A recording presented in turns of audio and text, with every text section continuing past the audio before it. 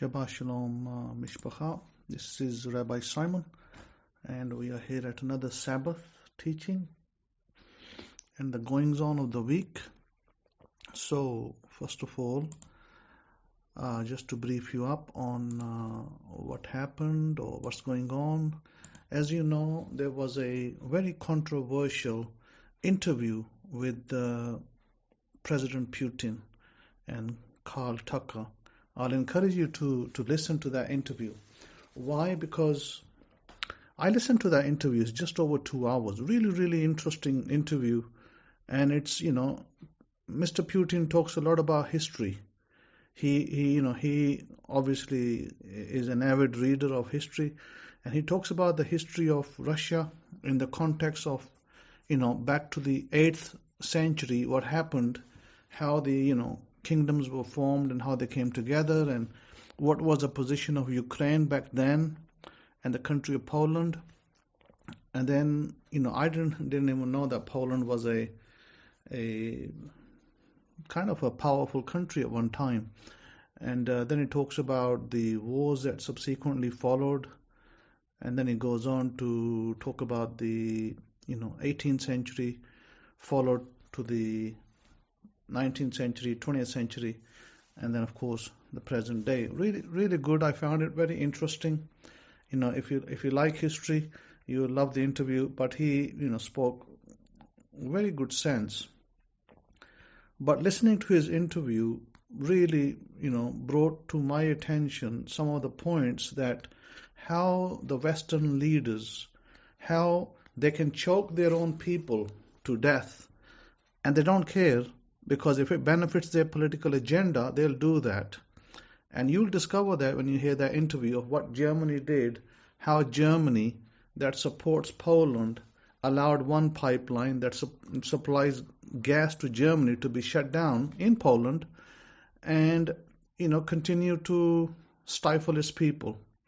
I found that very interesting, really interesting, how, leaders can do that. But there you go. Leaders can do things which completely make no sense, and it's just mind-boggling, really. So he spoke about the peace treaty, and he spoke about the fact that Russia wants to talk about peace, but that the president of Ukraine has signed a decree that says that they will not sign for peace. And they will not discuss peace. So how they're going to discuss peace is already decreed. He won't do it. And he spoke about an event which was kind of fun, not funny, but very ironic. He spoke about an event in Canada where the President Zelensky went to, and where they spoke about Russians being killed, back in the days of Hitler. And they were talking about Ukrainian nationalists who did that, and apparently they were Nazis, the Ukrainian nationalists. And this President Volodymyr Zelensky, surprisingly enough, is Jewish. The Jewish people, the very Jewish people that Hitler exterminated. And yet there he was in Canada clapping his hands when they were talking about these nationalists who were technically fascists. It just shows you, things that go on and how this person, how he deals with his country. Of course, he's sacked his general or his, army head, and now he's put a new head in place because they're losing the war. And Russia basically, Mr. Putin said that, if America stops supplying money and weapons to Ukraine, the war can be over in 2 to 4 weeks. Or we can sit down and, we can hammer something out. But he said that because America continues to support and the allies continue to support the war, therefore this is the problem. So I found that kind of interesting, and I'm sure that you'll find it interesting as well to listen to the whole interview. I kind of just gave you a brief synopsis. So the second thing is, I guess, which was part of the interview, was how the former Prime Minister of UK went to Ukraine and told them not to do peace. Now, of course, these so-called prime ministers of UK or whoever country in the West, that they don't actually have any personal power. They are operated by the powers that be, or people that are above them. They actually run them like puppets, or what they should do. So that's I believe that's where I felt that that's what's actually happening, and so it's so. Now on the war in Gaza and Yemen, with Yemen and Lebanon and all that. Now the story there is, of course, Israel's lost the war already. Israel's took a humiliating defeat. Let's be honest about it. Let's not pretend otherwise. And let's not pretend that they are chosen people of God, because where I'm coming from. Ancient Israelites, majority of them are not even in the land. Yeah, there's a few in the land, but majority of them are not even there. Just because other people take names, identities, and call themselves Israel they're not going to make them not going to make them ancient Jews. Sure, of course they adopted the religion that was created after the destruction of the temple back in 70 AD, and that's a whole history. And I'm not going to go into history. If you're interested, you can go read history. And I'm not saying that they're not Jews by definition, because anybody that converts into Judaism becomes a Jew, by naturalization. Sure, they are. But what I'm talking about is they do not carry the values of the Torah. Majority of the Jews in Israel do not have the values of Torah in mind. So therefore, they go a haphazard way of dealing with other people, which are, in my opinion, unrighteous.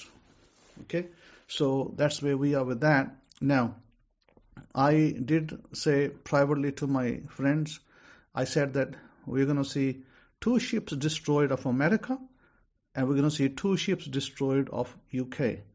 And that's going to cause these people great alarm, and they're going to pull back their so-called big, aircraft carriers after that happens, because they are not going to win this war in the Red Sea.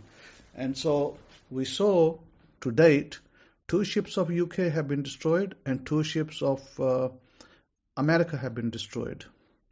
And they have pulled back their aircraft carriers in front of the world to see. They cannot fight Yemen, because Yemen's missiles are, of course, whoever supplied them, Iran supplied them, it's okay. Just as if America can supply Ukraine, why can't Iran supply Yemen? The argument goes, sure, they can. And that's what happens. So in life, your enemy is my friend. That's in life. So what happened is that now America is afraid that if America keeps its aircraft carrier, including the UK, this is a country that apparently ruled the world. You see how they are being humiliated in the Middle East? Both of them have been humiliated in the Middle East by their actions. And first of all, my opinion only, this is my opinion, this is not anybody else's opinion. My opinion is, what are they doing there? You got trouble in UK at home. People are struggling to pay their bills. Gas bills are so high, electricity is so high, and they are propagating a war in Ukraine, funding a war in Ukraine, while they have domestic issues at home. Similarly, in America, we have domestic issues at home, we have border issues, we have immigration problem, and we have a spiraling debt over $34 trillion. And we have banks that are shaking at the seam, about to fail, some of them, and the Federal Reserve has to prop them up with loans and stuff. So what are we doing in a war so far away from home? It just makes no sense. But that's what it is. So of course, I don't sit in a leadership seat in the nations, and I don't want to either. But I do want to say this, that I do look at the biblical prophecy, and I do look at their the results, and the results are fascinating and in front of our eyes. And, I personally believe that people in, Europe, people in America, generally normal people, Americans in UK, people themselves are good people, but their leaders, unfortunately, are not in a category where you can call them righteous, where you can call them good, because a lot of the things they do aren't righteous. They're not righteous at all. They are, well, for the world to see, and they can judge. So that was that part. Now coming back to the Gaza war. Now, of course, Gaza has a lot of tunnels and stuff. I don't know if you know, but this is a very recent development that the Taliban, Afghanistan, of course, the people over there have said that we're going to send out fighters to Gaza to fight Israel. If this war continues, we're going to send our fighters. And by the way, if I've spoken about the history of Afghanistan many times, they are from the tribe of Benjamin, majority of the people there, and they do identify their roots with some of them identify with King David, but majority of them identify with King Saul of the Bible. And so they are formidable fighters, and if how they're going to get to Gaza, I think that is yet to be seen. I think Iran will facilitate that, because this news came through Iran that they will go there if they have to. And if they end up going to Israel, if they're planted there by Iran's hands or whoever, then I can tell you one thing, that the IDF has already got problems on his hand. I don't think they're going to have a very challenging time with the Afghanistan fighters, because they're very seasoned, and they're not just going to go lose a war, because they can kill, they are the type of people who will blow themselves up as suicide bombers to kill other people in a war, and they see that as a righteous deed. They don't care about their life going in as a result of that. So that's something that's developing, by the way. That's developing. That hasn't yet happened. The second thing that is developing is that President Putin could send Chechen fighters from the Chechen region, which you also know that are formidable fighters, and they can also go to Gaza and be helping the Palestinians over there. So I think in all of this, if this war prolongs, it's not in the interest of Israel or its people or its leaders. If it prolongs, if this war can come to a peaceful conclusion, then it's better for everybody. And I personally believe that the two-state solution is the solution right now. That is the solution that can stop the war and then can bring things to normalization between Israel and the Palestinian people. Whether that happens or not, as you know, the leaders of Israel are liars. They lie, especially Benjamin Netanyahu. He's not an honest leader. He's corrupt. He's a liar as well. And he will lie out of his teeth to say anything, but he doesn't mean it. So he's not to be trusted. And his own people don't trust him, because he's had numerous people who were taken hostages by the Palestinian fighters killed already. So I don't think that he can be trusted, because there are still maybe over 100 people out there that are still hostages.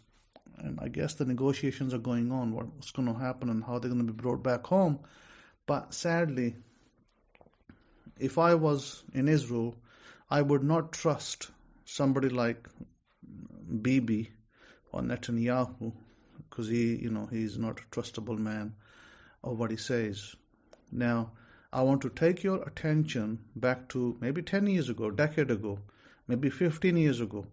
And a lot of the people were all gung-ho about, let's go to Israel and settle over there. And remember, I told people back then, do not go to Israel and settle in Israel, because it's not your time yet.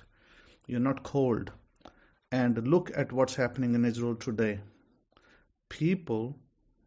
Affluent people in Israel, either have already left or are planning to leave very soon out of Israel back to the countries they came from. People are dismayed in Israel with what's going on because of their present government is not helping them in bringing their loved ones home. So lucky for you that you had a teacher to guide you to not to do things which are going to affect your family, because what if your family today was part of that ordeal where your family members were kidnapped and taken hostage? Then where would you be now? Think about that. Think of how many people's families I helped to save by telling them to refrain from going to Israel. And whilst there were people, there was a man in close to Dimona, and there was one in Telerad, and that man was telling everybody on Facebook, this is going back 10-15 years. He was telling everybody, come to Israel, there's safety in Zion.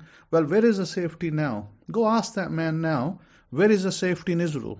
Show me the safety. Israel is a worse place to live right now.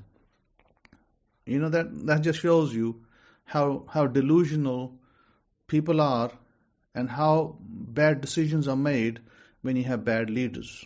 So beware of that, learn from that. Until God takes you by the hand, until God makes a provision, you remain put where you are, and you'll only go to Israel when God takes you there.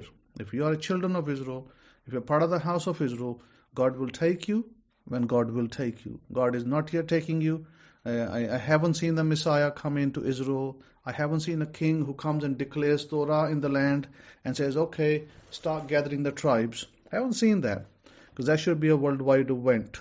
That hasn't happened.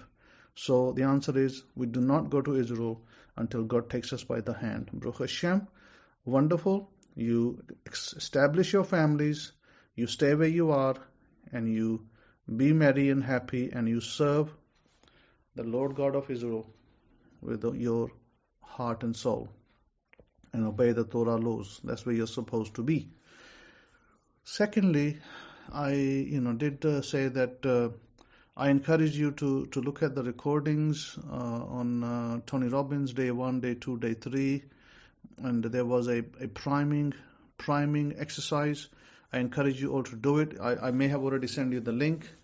If not, I can send you the link. They may end up removing all those videos from the YouTube. I think I was having trouble finding video 1, although somebody else had a condensed version of it. I have downloaded the file, but the problem is the files are rather large. They're like a 1 GB, close to that in size. So it's an issue of transportation, how to send them across. So I encourage you, even now, they're still there on YouTube. Please go search in YouTube, day 1, Tony Robbins, and you'll get it. Day 2, day 3. And then download the priming video and follow the exercise in that every day in the morning. I did encourage you, and I will encourage you again to do a cold shower in the morning. I know it's tough. I'm gonna pretend it's easy. It's not. It's hard work. It's uncomfortable. Even when I do it, it's uncomfortable. It's not comfortable for me either, but I do it. It's uncomfortable, but you have to do it. Why? Because I spoke about cold showers before as well. It resets your nervous system. It will give you 12 to 16 hours of the day where whatever you then do you'll do your priming, Tony Robbins priming. I've given you exercises like that before. But even if you don't follow my exercises, you follow his, the result is going to be similar, because you're going to do priming yourself. You're going to be in a state where you're going to create. You're in a creation state, very powerful state. And you're in a creation state much more when you have your cold shower. You stand in the bathroom and you do the 3 exercises he mentions in the bathroom, and then you do the rest. You come back and sit on your sofa and do the rest of the video, priming video that you do when you're sitting down. Now, if you don't know what those exercises are in the bathroom, the first exercise, of course, is you do your cold shower. Okay, And I did mention that if you find it hard, then you can run your hot shower, and then at the last 2 minutes run it cold.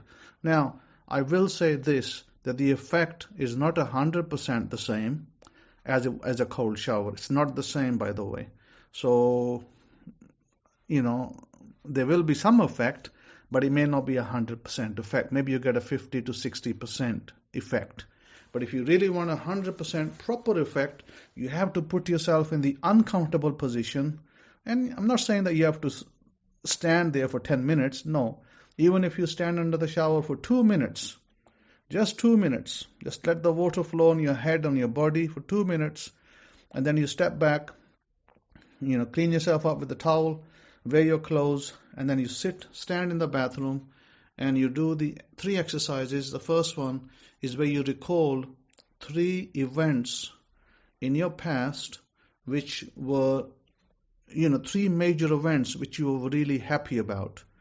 One could be your marriage, it could be when your child is born, it could be when you were graduated, it could be maybe you went on holiday, or whatever. Those 3 events, you pull back into your memory, number 1 event, and you spend a minute, giving thanks over that event. Then you pull up a second event, and you give thanks over the second event. Then you pull up a third event, and you give thanks over the third event. Once you've done those 2 events, the next exercise is really the grounding exercise that I taught many times before. Technically, where you have a white light, a bright light, white color, or some other color, golden color, and it goes down to your body. It goes through your, because your eyes are closed, it goes through your hands, arms, to your body, to your legs, and goes right into the earth. It circles the earth and shoots back out. And then it goes down again, second time, and then it shoots back out. Then the next time, then you can have a different color light. I choose to use a red light. A red light goes down through the ground, and then it goes back up. In my version, you have a green light that comes from the ground, from the earth, and goes up to your heart. It nourishes your heart. It nourishes your legs, and then it goes back into the earth. And then you have the red light, which goes from top into your head, into your body, and it nourishes your root chakra, your coccyx area, and then it goes down to the ground, and it shoots back up and out. That's my version, by the way. And then what happens is, you've done the light, then after the light, the next part is to bring in 3 events. This is now a visualization of imagination of things that you desired, three desires that have already come to fulfillment. Means that you're at the end of the fulfillment. Now, if you wanted to have a car, then maybe you see yourself driving that car, getting congratulations. That's the first event. Second event, maybe, as an idea, you want a new apartment. You are in that apartment, you're giving thanks to God, etc., etc. And third idea, sum of money or whatever it is, whatever that sum of money is, you see that it's in your bank, or you see it on your phone app, and you see it in your imagination. And again, you can hear, use your visual, use your five senses. You can hear somebody asking you or telling you, or you're hearing congratulations, or maybe somebody saying, hey, what's going on? And you say, hey, I've just got X, $1 million, and I'm very happy, whether it came from business or some other source, whatever it is, you kind of ring that and you say that, and that's the third event. And it could be other things as well. It could be health. If you're ill, you become healthy and whole, and you're giving thanks. So you take those 3 events and you're giving thanks. In the bathroom, you're standing there, and then, of course, you're not naked, you're clothed and everything. So don't think you have to do that all in nakedness. You do it while you're clothed. And then when you've done those 3 events, you'll probably spend anywhere between 10 to 20 minutes in the bathroom, and then you come out, you go to your table desk, and then you run the priming session that he runs, where he makes you breathe. You're pushing your arms up in the air, and then you're breathing in and breathing out. So you run that.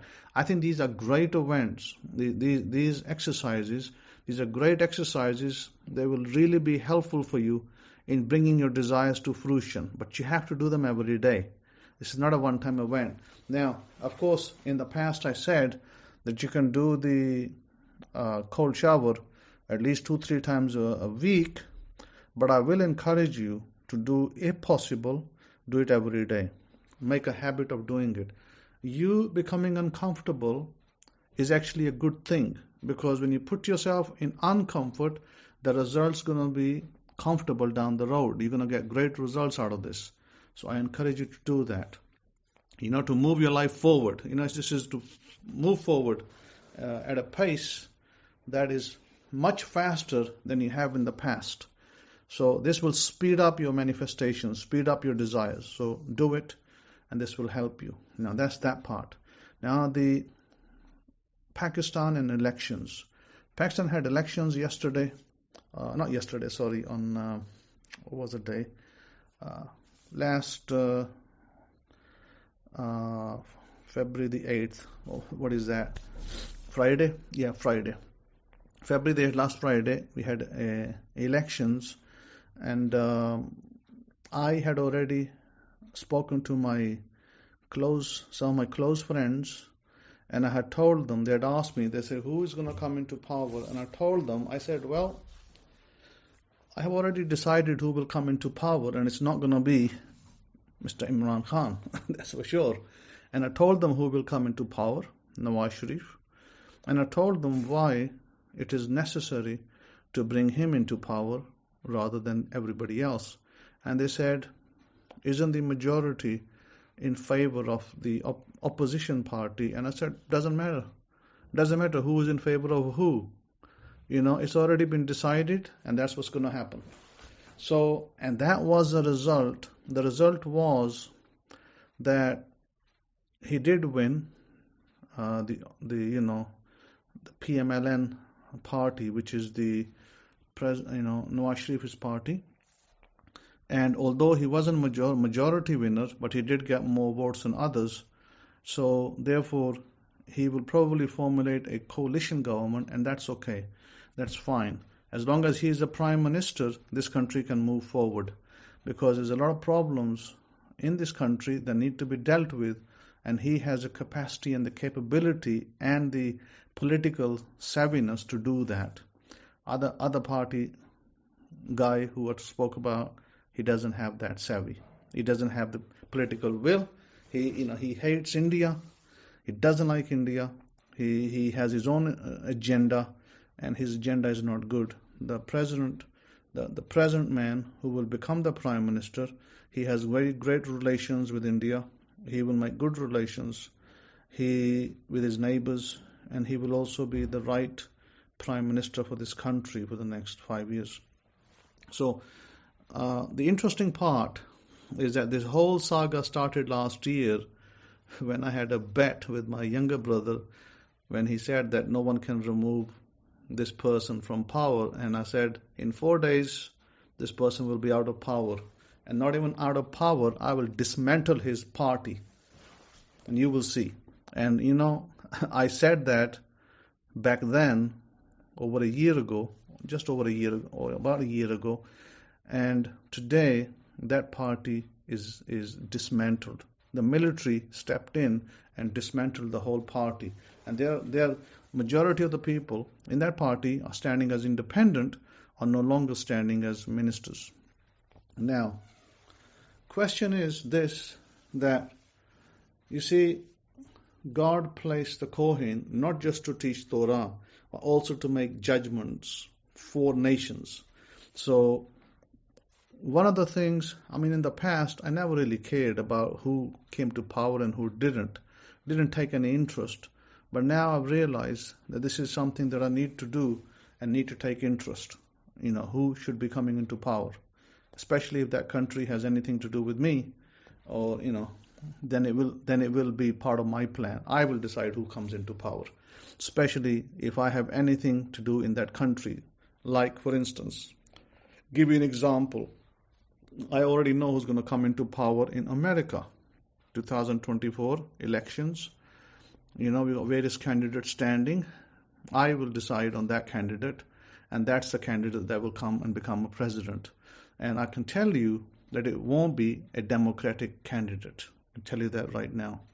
It is not in the interest of America to have a Democratic candidate because they want to fight wars and they want to just waste money giving to other countries like Ukraine, and whilst they take money away from the taxpayers and give it to people that don't deserve it. So they are definitely not coming to power.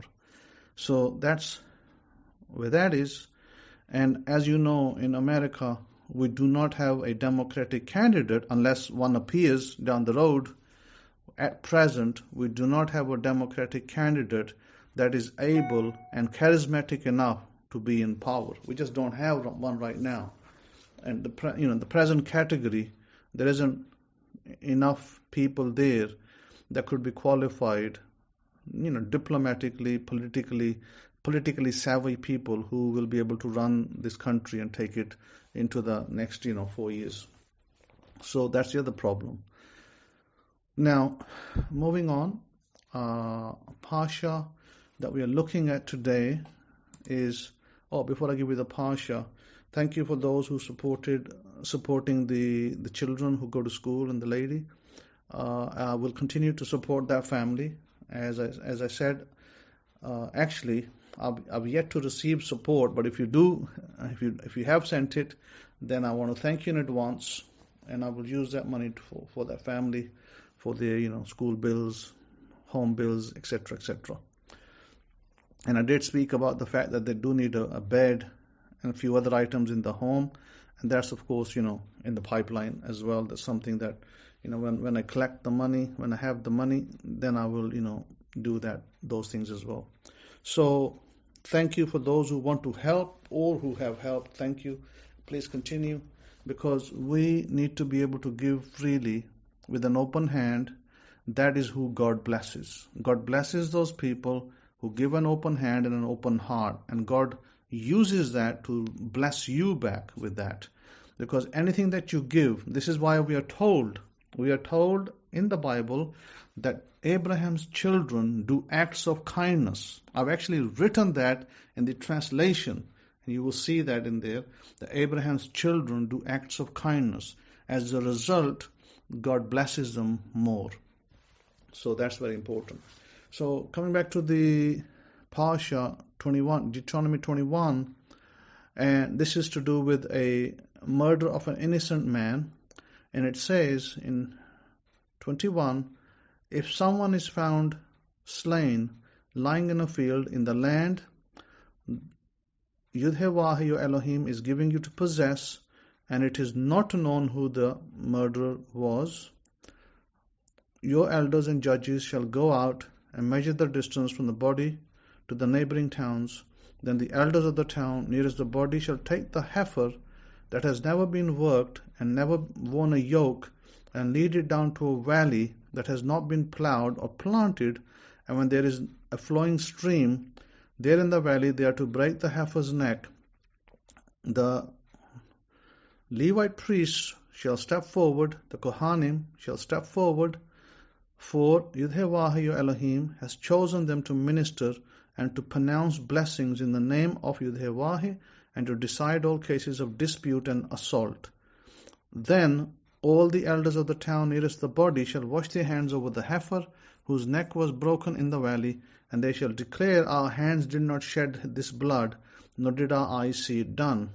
Accept this atonement for your people Israel, whom you have redeemed, Yahoshua, and do not hold your people guilty of the blood of an innocent person. Then the blood shall be atoned for, and you will have been purged from yourselves of the guilt of shedding innocent blood, since you have done what is right in the eyes of Yahoshua. Now, this was a ritual. Many people don't understand the purpose of the ritual, but it's really symbolic and it's literal both. Literally, what's been discussed is that we are not supposed to, if an innocent man has been killed and we don't know who did it, then we are to atone for his blood, because his blood cries out from the ground. And so then this whole process and procedure is given, where a heifer is taken to a ground which is unfruitful, and then he's to be killed over there or sacrificed in a particular way with a hatchet, where his neck is removed with a hatchet, and he is then his blood is then drained over there, etc., and people wash their hands in the stream, and so that way they atone for this mysterious murder. And also whoever that land belongs to, the idea was that whoever the person is the owner of that part of the land, he will have to find out who the murderer is, because he has to also, because it's on his land that the heifer was killed, sacrificed, and so he has to try to find the murderer so he can, because he will be afraid to plant crops over there because innocent blood was shed and they don't know who it is. Usually that was the case in the ancient days. Of course, these things don't happen in Israel right now as we don't have the temple. But also, what else do we learn from this? Symbolically, mystically, what do we learn? I think what we learn is, interestingly, it says that if someone is found slain, lying in a field in the land that you are going to possess, and it's not known who the killer was or murderer was, your elders and judges shall go out and measure the distance from the body to the neighboring towns. Now, we could take it symbolically, and it can mean many different things, but more so, it can be to do with your thought process, your manifestation process. What it shows us here is that when we are trying to manifest our desires, we have to be careful of our thought process. If someone is found slain, lying in a field in the land, okay, what is this land? And it is not known who the killer murderer was. Your elders shall go out and measure the distance from the body to the neighboring towns. Now, what is the land? Remember the parable, the land here is your mind.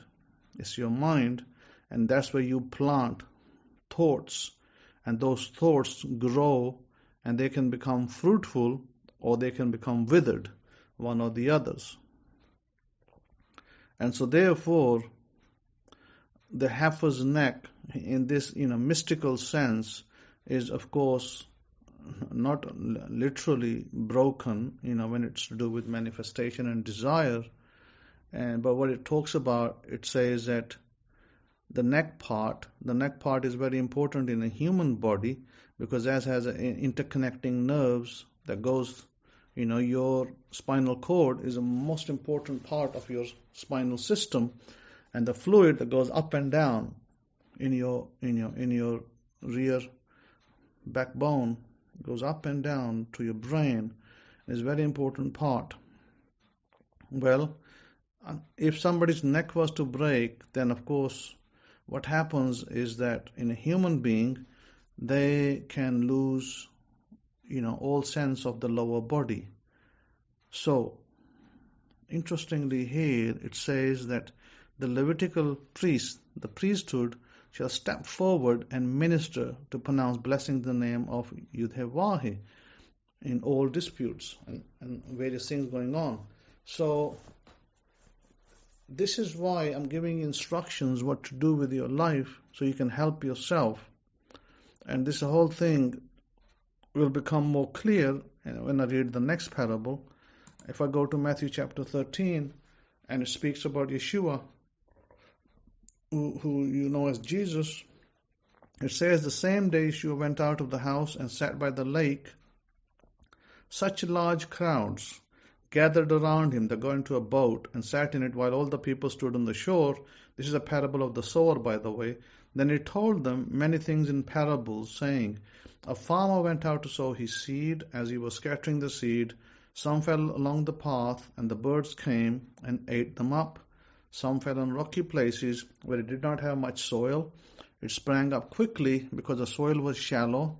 But when the sun came up, the plants were scorched, and they withered because they had no root. Other seeds fell among thorns, which grew up and choked the plants. And still other seeds fell on good soil, where it produced a crop. Okay, so what is this about? Again, this is similarly as a previous story in Torah. This is a parable to do with manifestation law. So, if you chose a desire, and it says a farmer. Who's a farmer? Farmer is you.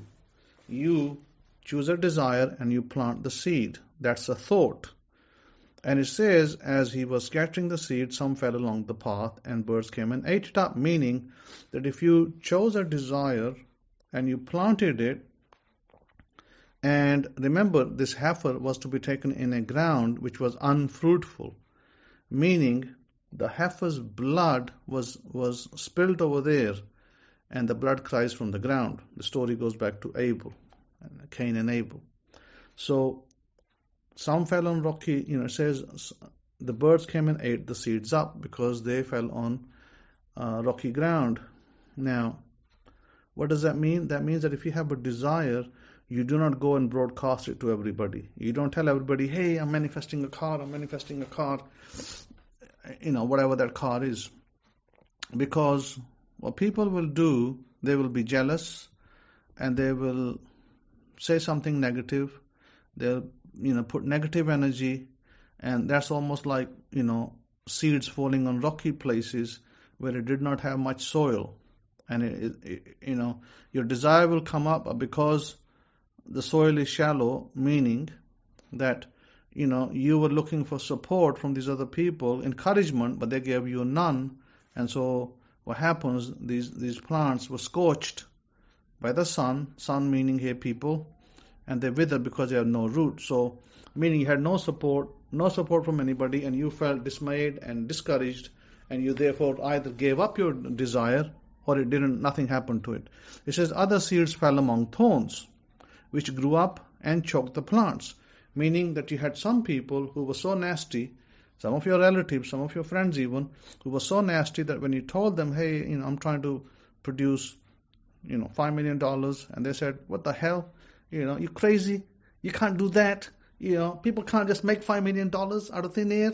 So they were so thorny, rude to you, and they discouraged you so much that you when you heard them, you were so discouraged, and that it choked the plants. Meaning that, my goodness, you said, what the heck? Maybe they are telling the truth, and I'll stop, and that's it. That's the end of the story. You got nothing because you had bad friends, bad relatives. And then it says, still other seeds fell on good soil, where it produced a crop. Meaning here, what is the good soil? The good soil is not that people encouraged you. The good soil is where you said, hey, I'm going to do this. I'm going to produce $5 million. I don't care what anybody says. I'm going to do it. I'm going to be, I'm going to be subject to I'm going to be disciplined about it. I'm going to do this every day. I'm going to say the affirmation. I'm going to, robotically affirm, or I'm going to imagine every day, twice a day, and I'm going to do this daily until this money shows up in my bank. I won't stop. I'm not going to tell nobody, because when the money turns up, everybody will see for themselves. So, you were the type who said, I don't care what people think, I'm going to do it.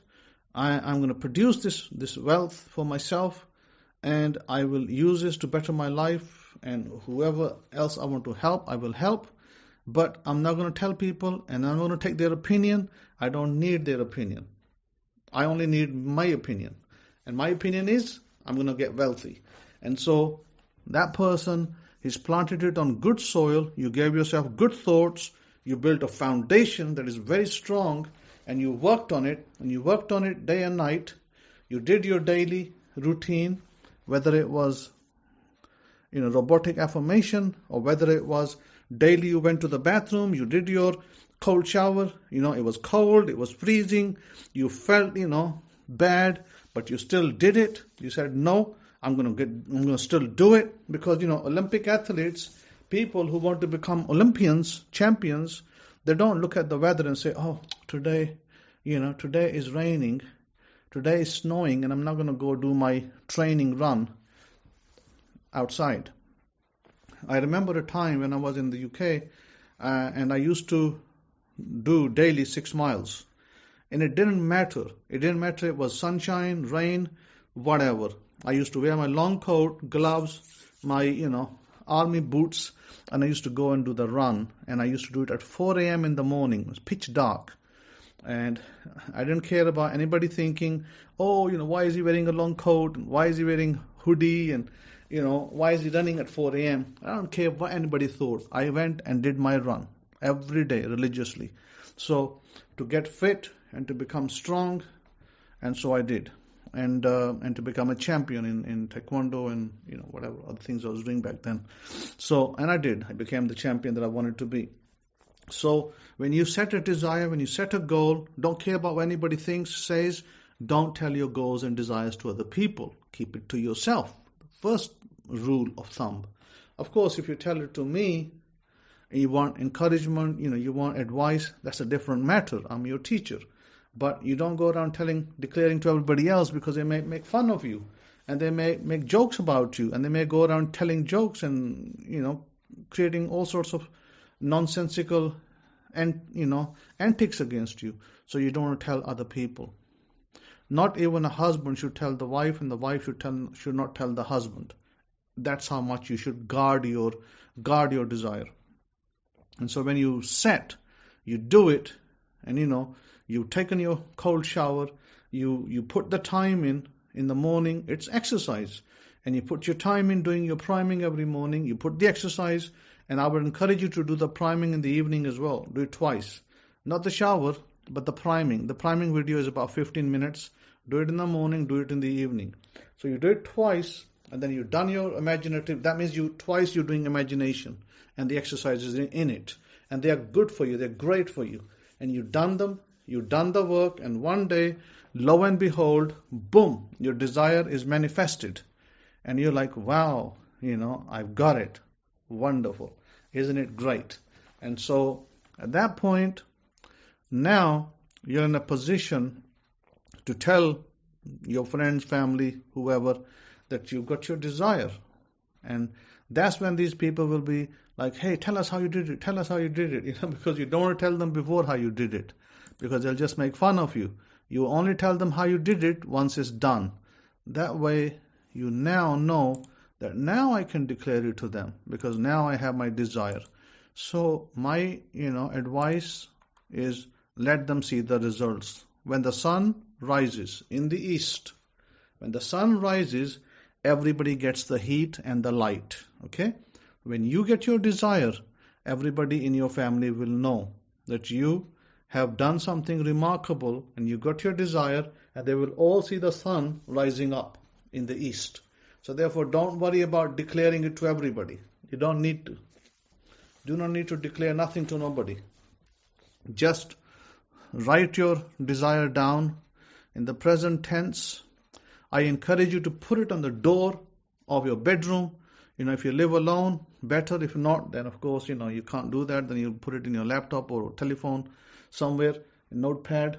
But you put it on your door if you live alone, like I used to.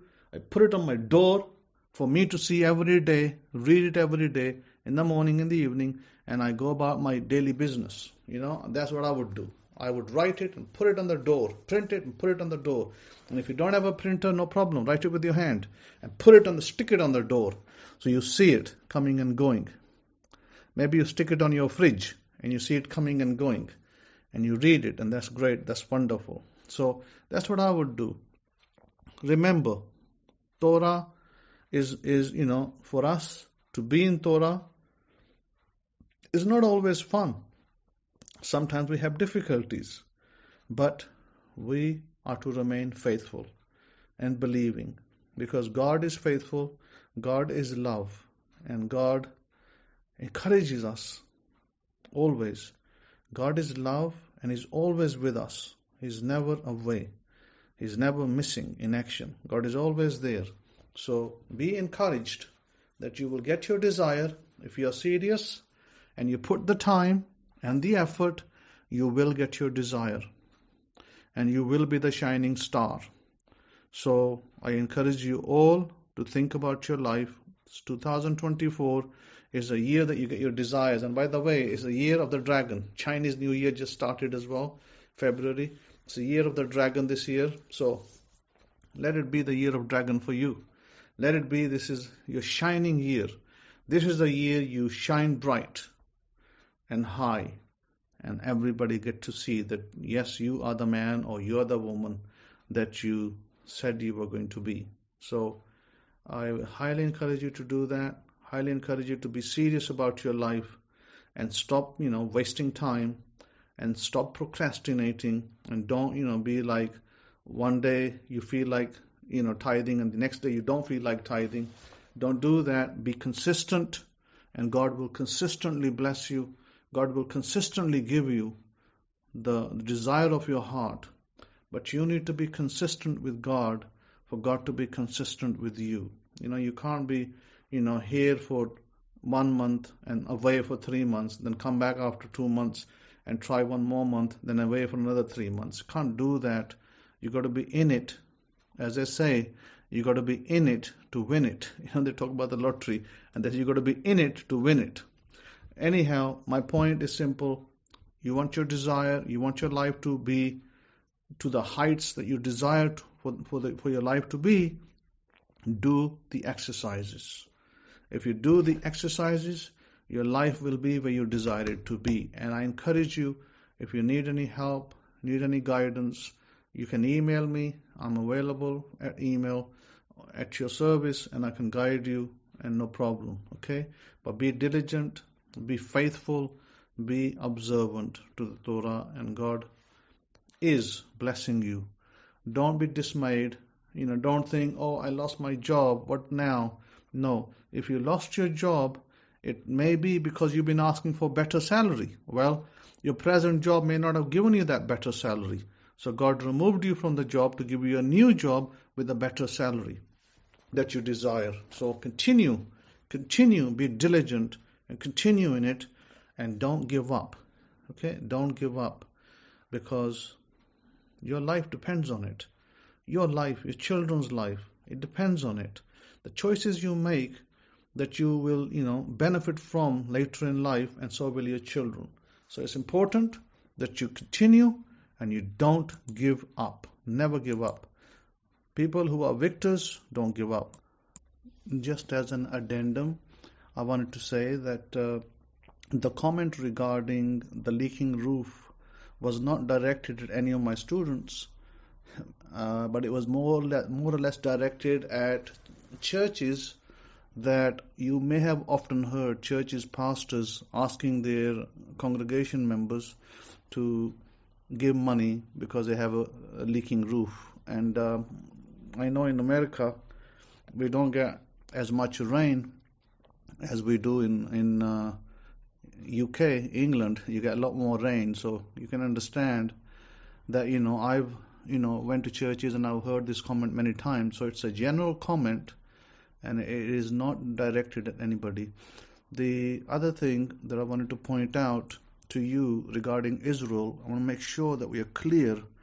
20 years ago, in 2004, I went to Israel. I was invited to go to Israel through a Christian lady who told me that I needed to go to Israel because God has a message for me. And when I went to Israel back then, I was new in the faith. It wasn't, as mature. And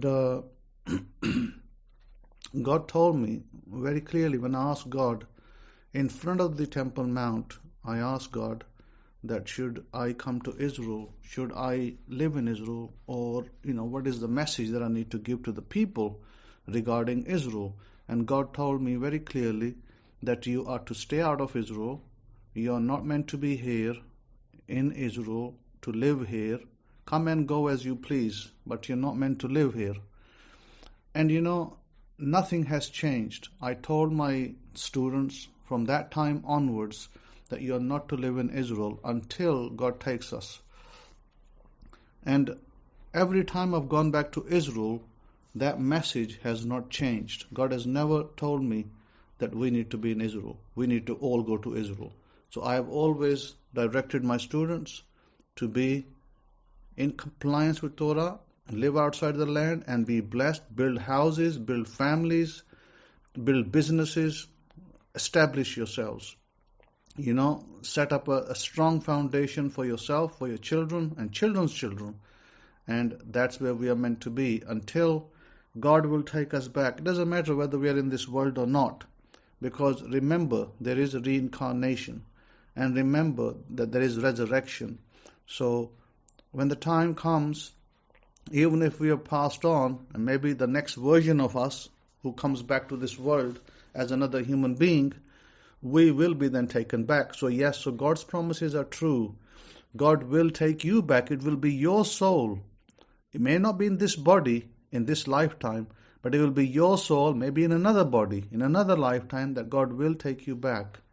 And He may not even have to raise you. You may already be raised. You may already be living in some, another body, because, when we do reincarnation, our bodies change. We do not keep the same face, same looks. We are different people. So, different people, but same blood. The bloodlines, the lineages don't change. They remain the same. So with that, remember, don't fret. Don't feel like you left out. God doesn't leave anybody out. God is with you in this life, and He will be with you to the very end. And you can rest assured that you, your family, will be taken care of, and God will take you to Israel. I've had several students in the past, and many have come and gone, but there are some who have stayed, and those that have stayed, in all honesty, I will be very honest to you, that those that have stayed have benefited the most.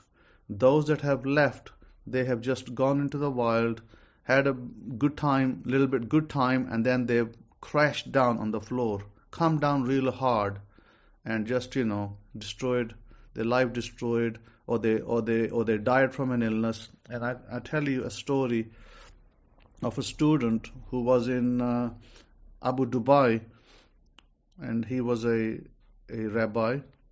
He was with us, and back in the 2015 teachings, he didn't understand, I would say. He didn't understand the teaching properly, fully, and just made erroneous conclusions with his congregation and went left wing and left. And so even though I tried to speak to him, but he didn't listen, so I just left him, said, okay, that's fine, it's okay, you go do your own thing. And about 3 years later, his wife contacted me, and he listened to his stupid congregation, people from Uganda and who knows where, back in Africa. And so his wife messages me, and she, back in Skype, in those days, Skype was popular, I guess. I don't even use it any longer. And so she messages me, and I, didn't recognize her, and because it was the old rabbi's name still, and I thought he had died. No, I didn't know he had died back then. I knew he'd gone away and maybe do his own thing. And his wife said to me that her husband had passed on, and I was shocked. This is 3 years later. I was shocked he passed on, and I said, what happened? And she said, well, he was struck down with a kidney disease, bad kidney or something, and he died as a result of that. And she did not have money to pay for her rent. And she was in India. She had gone back to India, to Bangalore. Now it's called Mangaluru. So she was in Mangaluru. Excuse me if I say Bangalore, because that's how I know it. So she told me about that, and then she was living with a sister and so on, and trying to put her life together. So listen carefully. Don't try to be clever because you think, oh, you know better. The Kohen is not put in here just as a showpiece. God establishes somebody for a reason, that he is meant to be a guider and a teacher of, for you, for your benefit and for your blessing. And if you want to go left field and do your own thing, then I'm afraid that it's going to lead down to that same road where it led that old rabbi in Abu Dhabi. So, she was very sorry. The lady, right, the wife of the rabbi, she came and she apologized to me. And she said to me, Rabbi, I'm very sorry that what my husband did, and she shouldn't have done that. But there you go, I couldn't say anything at the time because he made some decisions. But I know that his decision was wrong. So I thanked the lady. I said, I'm really sorry. And I really was, upset over his death. I said, I'm really sorry that your husband died. He's a good man, but, just didn't understand the teaching. And I said, may his soul rest in peace, and may you find, solace in your life ahead. So please, I'm not here to punish you. I'm not here to mistreat you. I'm not here to misguide you. I'm here to teach you. I'm here to bless you. I'm here to guide you into your, present life and future eternal life, so that you may be a blessing. You may be a blessing to yourself and to your families. What good is any method that we have? This is a method. This is a lifestyle. Torah is a lifestyle. What good is a lifestyle if we're going to suffer all the time? If we're going to make our families suffer? And we're not into that. I'm not asking you to climb on your knees to Mount Everest, and then God will recognize you and give you salvation. No, you have the salvation now. You have it now. You just got to live your life according to the means and ways, methods, tools that you've been shown, so that you may bless yourself and you may bless others. Your family deserves your love. They deserve your abundance, and you deserve to give them that. You deserve to give your family the best that you can, and you should. And I encourage you to do that. And so, whatever way I can help you, I will. Of course, within the righteous means of Torah. So, with that, please understand that I do not, and I'm not directing comments like leaking roof to my students. I don't even remember if any of you had a leaking roof. I think the last time that there was a leaking roof, in fact, actually, I don't even remember me having a leaking roof back in the UK. So no, I don't think I remember any of that. So don't worry, don't take it personally. It is not meant for you. But I will say this, that those of you who come here just for sing along and don't do the teachings, don't follow the teachings, don't do the Torah. That means tithings, tzedakah, that means festivals, that means Sabbaths, and that means the mitzvahs, the good deeds, the acts of kindness that we are meant to do. Those of you who don't do it, you really need to look at yourself and ask yourself, where am I? Am I, 10 years ago, where was I 10 years ago? And am I now better than I was 10 years ago? And then you need to ask yourself, if not, why not? What have you been doing the last decade? And then you need to ask yourself, going into the next decade, next 10 years, where do you want to be? Do you want to be in a more prosperous, in a more beneficial position? Or do you want to be still where you are or maybe worse off? So ask yourself that question. Torah gives you that. Torah will give you the blessing and the abundance. But Torah requires you to obey it. Torah is not going to force you. Torah is not going to be forced upon you, not down your throat. You have to be the acceptor of Torah, and then it will bless you. Okay? So with that, I'm going to end this lecture here. Thank you for listening. So with that, I'd like to thank you for listening. Have a wonderful week ahead. I'd like to say Shabbat Shalom to you. And Shalom Shalom.